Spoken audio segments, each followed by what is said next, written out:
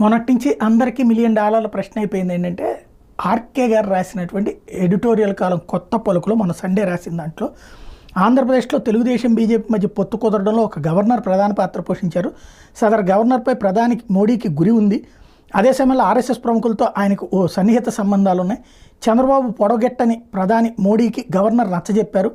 ఫలితంగా సదరు గవర్నర్కు చంద్రబాబుకి మధ్య చర్చలు జరిగాయి. ఈ చర్చల్లో స్థూలంగా ఏకాభిప్రాయం కుదరడంతో చంద్రబాబు ఢిల్లీ వెళ్ళి హోంమంత్రి అమిత్ షాని కలిశారు. ఆ తర్వాత ఏం జరిగిందో అందరికీ తెలిసిందే. ఇది ఇప్పుడు ఎవరు ఈ గవర్నరు? 3 గవర్నర్లు తెలుగు వాళ్ళు ఉన్నారు. బండారు దత్తాత్రేయ ఉన్నారు, హరిబాబు ఉన్నారు, ఇంద్రసేనారెడ్డి ఉన్నారు. ఈ 3లో ఎవరైనానా? ఆర్ఎస్ఎస్తో సంబంధాలంటే వీళ్ళ 3కే ఉంటాయి. ఇప్పుడున్న గవర్నర్ నజీర్కి అయితే అట్లాంటి డీలింగ్స్ లేవు. ఇంకోటి, నరేంద్ర మోడీకి నచ్చ చెప్పగలిగినటువంటి స్థాయి వీళ్ళ 3కు ఉందా?